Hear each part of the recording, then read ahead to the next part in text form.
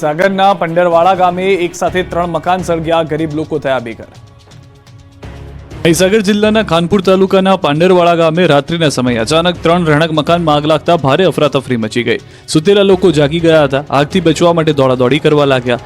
ઘર સામાન મૂકીને ઘરની બહાર નીકળી ગયા। બચાવ બચાવની બૂમોથી આખો વિસ્તાર ગુંજી ઉઠ્યો। લોકોની બૂમાબૂમથી આસપાસના લોકો દોડી આવ્યા। આગ પર કાબુ મેળવવાનો પ્રયાસ કર્યો હતો। આગ વધુ પ્રસરતા લુણાવાડા ફાયર ફાઇટરને પણ જાણ કરવામાં આવી હતી। તેમણે પાણીનો મારો ચલાવ્યો હતો, પણ આગ કાબૂમાં આવે તે પહેલા જ ભીષણ આગમાં મકાન સ્વાહ થઈ ગયા। 3 મકાનો બળીને ખાખ થયા। ઉપરાંત ઘર સહિત તમામ ઘર વખરી બળીને ખાખ થઈ। મકાનોમાં લાગેલી આગ એટલી ભયાનક હતી કે એક જ કલાકમાં મકાનો બળી ગયા। ફાયર ફાઇટર આવી ત્યારે માત્ર ધુમાડો ઉઠ્યો હતો। મકાનમાં રહેલ અનાજ, રોકડ રકમ, સોના ચાંદીના દાગીના, પશુઓનો ઘાસચારો સહિત અન્ય ઘર વખરી બળીને ખાખ થઈ હતી। બોટાદમાં ફર્યું તંત્રનું ફરી એક વખત બુલડોઝર। બોટાદ શહેરના મુખ્ય માર્ગ પરના કાચા અને પાકા ગેરકાયદેસર દબાણો દૂર કરવાની કામગીરી હાથ ધરાઈ। પ્રાંત અધિકારીની ઉપસ્થિતિમાં ચુસ્ત પોલીસ બંદોબસ્ત સાથે શાંતિપૂર્ણ માહોલમાં દબાણ હટાવવાની કામગીરી શરૂ કરવામાં આવી, જેમાં નેશનલ હાઈવે, આરએનબી હસ્તકના અને જિલ્લા પંચાયત તેમજ નગરપાલિકા હસ્તકના રોડની બંને સાઈડના દબાણો હટાવાયા। બોટાદ શહેરને જોડતા મુખ્ય રોડ પરના સરકારી જગ્યા પર ગેરકાયદે રીતે ખડકી દેવાયેલા કાચા અને પાકા દબાણો દૂર કરવાની કામગીરી હાથ ધરાઈ, જેમાં બોટાદ શહેરને જોડતા નેશનલ હાઈવે, આરએનડી વિભાગના રોડ તેમજ જિલ્લા પંચાયત તેમજ નગરપાલિકા હસ્તકના રોડ પર દબાણ હટાવવાની કામગીરી કરાઈ।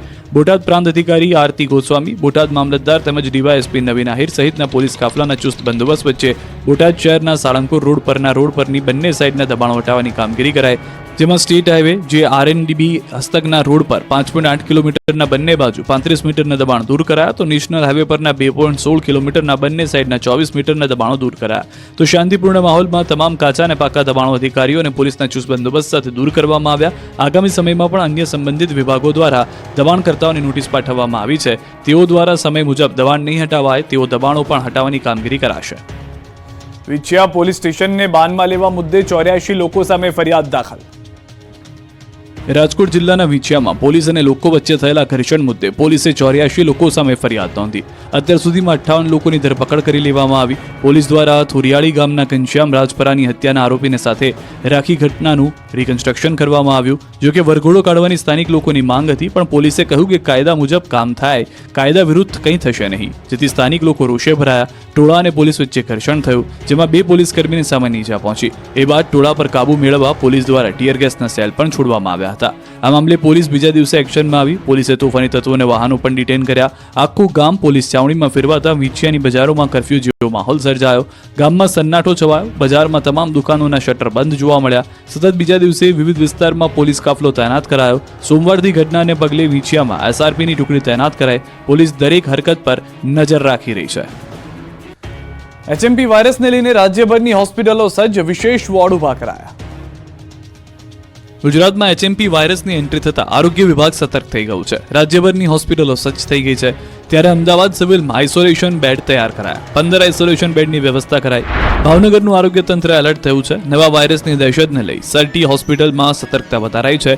હોસ્પિટલમાં ચિલ્ડ્રન વોર્ડની બાજુમાં 40 બેડ સાથે એનઆરસી વોર્ડ તૈયાર કરવામાં આવ્યો છે, જેમાં 12 વેન્ટિલેટર, ઓક્સિજન સહિતની વ્યવસ્થાઓ કરાઈ છે। રાજકોટનું તંત્ર પણ સજ્જ થઈ ગયું છે। રાજકોટ સિવિલ હોસ્પિટલમાં ખાસ 10 બેડનો વોર્ડ ઊભો કરાયો છે। ઓક્સિજન અને વેન્ટિલેટર સહિતની પૂરતી વ્યવસ્થા કરવામાં આવી છે, તેમજ દવાઓ અને ઇન્જેક્શનનો પૂરતો જથ્થો ઉપલબ્ધ કરાવવામાં આવ્યો છે। તો ગાંધીનગર આરોગ્ય વિભાગ એક્શન મોડમાં છે। ગાંધીનગર સિવિલ હોસ્પિટલમાં આઇસોલેશન વોર્ડ તૈયાર કરાયા। વોર્ડમાં 25 બેડ સહિતની સુવિધા ઊભી કરાઈ। સાથે જ ગાંધીનગરમાં મુખ્ય સચિવની અધ્યક્ષતામાં મહત્વની બેઠક મળી, જેમાં નાના બાળકોની માહિતી અને તૈયારી પણ સમીક્ષા થઈ। આ તરફ જામનગરમાં આરોગ્ય વિભાગ સતર્ક છે। ગુરુ ગોવિંદસિંહજી હોસ્પિટલમાં યોજાઈ ખાસ બેઠક। કોરોના બાદ વધુ એક વાયરસને લઈને ખાસ અલાયદો વોર્ડ તૈયાર કરાયો। આઇસોલેશન વોર્ડમાં 25 થી 30 બેડની વ્યવસ્થા કરાઈ।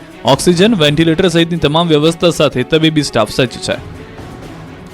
જૂનાગઢ ભૂતનાથ મંદિર વિવાદમાં શિવગીરીના મહેશગીરી પર મોટા આક્ષેપ।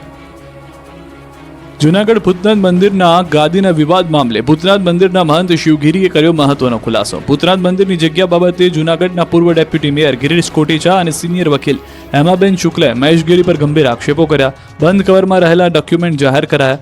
શિવગીરીની ચાદર વિધિ કરવામાં આવી હતી. મહેશગીરીએ કબજો લઈ લીધાનો આક્ષેપ કરાયો. શિવગીરીએ કહ્યું કે જૂનાગઢ ભૂતનાથ મંદિર ખાતે વર્ષ 2023માં મારી ચાદર વિધિ કરવામાં આવી. આ ચાદર વિધિ બાદ વિધિવત રીતે હું ત્યાં રહેતો અને બાપુની સેવા પૂજા કરતો, પરંતુ મહેશગીરીએ 50થી વધુ લોકો સાથે આવી ગેરકાયદેસર મંદિર અને ગાદી ઉપર કબજો જમાવી દીધો. વધુમાં કહ્યું કે હું મારું મોઢું બંધ કરી ફરી રહ્યો છું કેમ કે મને મહેશગીરી તરફથી જીવનનું જોખમ છે. તો બીજી તરફ સિનિયર વકીલ ડોક્ટર હેમાબેન શુક્લાએ વસંતગીરીનું વસિયતનામું મીડિયા સમક્ષ ખોલ્યું અને કહ્યું કે 500 રૂપિયાના સ્ટેમ્પ પેપર પર સોગંદનામું કરવામાં આવેલું હતું, જે નોટરી દ્વારા કરવામાં આવ્યું હતું. રાધનપુરને જિલ્લો બનાવવાના કોંગ્રેસે કર્યા ધરણા, રામધૂન બોલાવી. હજુ બનાસકાંઠા વિભાજનની આગ ઠરી નથી, ત્યાં રાધનપુરને અલગ જિલ્લો બનાવવાની માંગ સાથે રાધનપુરના વિવિધ વિસ્તારમાં ગતરોજ કોંગ્રેસ સમિતિ દ્વારા પોસ્ટર વોર શરૂ કરવામાં આવ્યું, જે બાદ હવે આ પોસ્ટર વોર મંગળવારે ધરણા કાર્યક્રમમાં પરિવર્તિત થઈ ગયું. કોંગ્રેસના આગેવાનો, મહિલા આગેવાનો સહિત કાર્યકરોએ ધરણા કર્યા, જેઓની પોલીસે અટકાયત કરી કાર્યવાહી હાથ ધરી. રાધનપુરને જિલ્લો બનાવવાની માંગ સાથે મંગળવારે રાધનપુરના ગાંધી ચોક નગરપાલિકા સામે મહિલા કોંગ્રેસ અને કોંગ્રેસ સમિતિ દ્વારા વિરોધ સાથે સૂત્રોચ્ચાર કરી ધરણા કાર્યક્રમ આયોજિત કરવામાં આવ્યો. રાધનપુર ખાતે વિધાનસભા અધ્યક્ષ શંકર ચૌધરીના અધ્યક્ષસ્થાને મંગળવારે આયોજિત સત્કાર સમારંભ કાર્યક્રમને લઈ વિધાનસભા અધ્યક્ષ શંકર ચૌધરી આવે તે પૂર્વે કોંગ્રેસના મહિલા આગેવાનો સહિત કોંગ્રેસ સમિતિના આગેવાનો, કાર્યકરો દ્વારા ધરણા પ્રદર્શનને લઈને ધરણા સ્થળે ચુસ્ત પોલીસ બંદોબસ્ત ગોઠવવામાં આવ્યો. ધરણા કાર્યક્રમને પગલે કોંગ્રેસ સમિતિના આગેવાનો, મહિલાઓની પોલીસે અટકાયત કરતા કોંગ્રેસ સમિતિના આગેવાનોએ રાધનપુરને જિલ્લો નહીં બનાવવામાં આવે તો આગામી દિવસોમાં અનેકવિધ કાર્યક્રમો સાથે લડત ચાલુ રહેશે તેવી ચીમકી ઉચ્ચારી હતી. બનાસકાંઠા જિલ્લાનું વિભાજન કરી વાવ થરાદને નવો જિલ્લો જાહેર કરાયો છે. જો કે આ જાહેરાત સાથે જ ક્યાંક ખુશી તો ક્યાંક વિરોધ જોવા મળી રહ્યો છે. દિયોદર, કાંકરેજ અને ધાનેરા તાલુકામાં વિરોધ જોવા મળી રહ્યો છે. જો કે ધાનેરાના બોર્ડર વિસ્તારના નેનાવા ગામના લોકોની માંગ છે કે તેઓ વાવ થરાદમાં જ રહેવા માંગે છે. આ વિસ્તારના ખેડૂતોનું માનવું છે કે વાવ થરાદમાં રહેવાથી ખેડૂતોની પાણીની સમસ્યા હલ થશે, જ્યારે વાહન વ્યવહાર સહિતના અન્ય ઘણા ફાયદાઓ પણ મળશે. બનાસકાંઠાના વિભાજનને લઈને વિરોધ હવે ગાંધીનગર સુધી પહોંચી ગયો છે. બનાસકાંઠાના આગેવાનોએ ગાંધીનગર ગજવ્યું હતું. જિલ્લાના આગેવાનોએ ગાંધીનગર પહોંચી પ્રભારી મંત્રી બળવંતસિંહ રાજપૂત સાથે કરી હતી બેઠક. ધાનેરા તાલુકાને બનાસકાંઠામાં રાખવા માંગ કરી. વડોદરામાં ઘરનું ઘર ખરીદવા લાગી છે લાઈન. ઈડબ્લ્યુએસના 103 મકાન ખરીદવા હજારો લોકો લાઈનમાં ઉભા રહ્યા. આ લાઈન કોઈ આધાર કાર્ડ સુધારવાની નથી. આ લાઈન કોઈ રેશન કાર્ડ અપડેટ કરવાની નથી. આ લાઈન બેંકમાં પૈસા બદલવાની પણ નથી. ઘરનું સપનું જોનારા લોકો વડોદરાની અંદર હજારોની સંખ્યામાં આવી ગયા. માત્ર 103 ઈડબ્લ્યુએસ આવાસ યોજનાના મકાનના ફોર્મ માટે લોકોએ કડકડતી ઠંડીમાં લાઈન લગાવી. વડોદરામાં વુડાની હદમાં આવેલા ઈડબ્લ્યુએસના 103 મકાનો માટે વુડા દ્વારા સુભાનપુરા વિસ્તારમાં આવેલી એક ખાનગી બેંક સહિત વિવિધ બેંકો દ્વારા ફોર્મ વેચાણ કરવામાં આવી રહ્યા છે. વહેલી સવારથી ફોર્મ લેવા માટે લોકોની બેંકોની બહાર લાંબી લાઈનો લાગી. તંત્ર દ્વારા માત્ર 103 મકાનો માટે 1000થી વધુ ફોર્મ વેચાણ કરવામાં આવી રહ્યા છે. આ વાતની જાણ થતાં હજારો લોકો ઘરનું ઘર જોવા માટે અને ઘરનું ઘર મળી રહે તે સપના સાથે બેંક ખાતે પહોંચી ગયા. સવારે 5 વાગ્યાથી લોકો લાઈનમાં લાગી ગયા. સુભાનપુરામાં આવેલ કોટક મહિન્દ્રા બેંકની બહાર લાંબી લાઈન લાગી. 5.5 લાખ રૂપિયામાં વુડા દ્વારા 2 BHK ઘરની જાહેરાત છે. 20 જાન્યુઆરી સુધી ફોર્મ મળશે. બેંકમાં ફોર્મની અછતને કારણે લોકો રોજ ધક્કા ખાઈ રહ્યા છે. ઝડપથી ફોર્મ મળે એટલે લોકો કડકડતી ઠંડીની પણ ચિંતા કર્યા વગર બેંકની બહાર ધામા નાખે છે. કામ ધંધા મૂકી લોકો લાઈનમાં ઊભા રહે છે. લોકોનું કહેવું છે કે બેંક દ્વારા કોઈ સુવિધા નથી એટલે લોકો પરેશાન થયા છે. પણ વુડા વેબસાઇટ પર ઓનલાઈન ફોર્મ મૂકે તો લોકોને લાઈનમાંથી છુટકારો મળી શકે છે. દાહોદ મામલતદાર કચેરીમાં ટોકનના નામે લૂંટફાટ. દાહોદની મામલતદાર કચેરીમાં કોઈ કામ હોય તો ટોકન લીધા વગર થતું નથી. અધિકારીઓને મળવા માટે પણ ટોકન જરૂરી છે. ટોકન લેવા દરરોજ આ રીતે લોકોને લાઈનમાં ઊભા રહેવું પડે છે. લોકો વિવિધ કામ માટે અહીં લાઈન લગાવે છે. કલાકો સુધી લાઈનમાં ઊભા રહ્યા બાદ ટોકન મળે છે. આ ટોકનના નામે પણ લૂંટફાટ થતી હોવાનો આક્ષેપ છે. મામલતદાર કચેરીમાં એક ટોકનના 20 રૂપિયા લેવામાં આવે છે.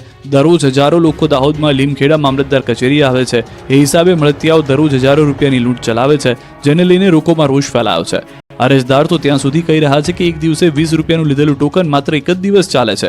બીજા દિવસે ફરી 20 રૂપિયાનું ટોકન લેવું પડે છે.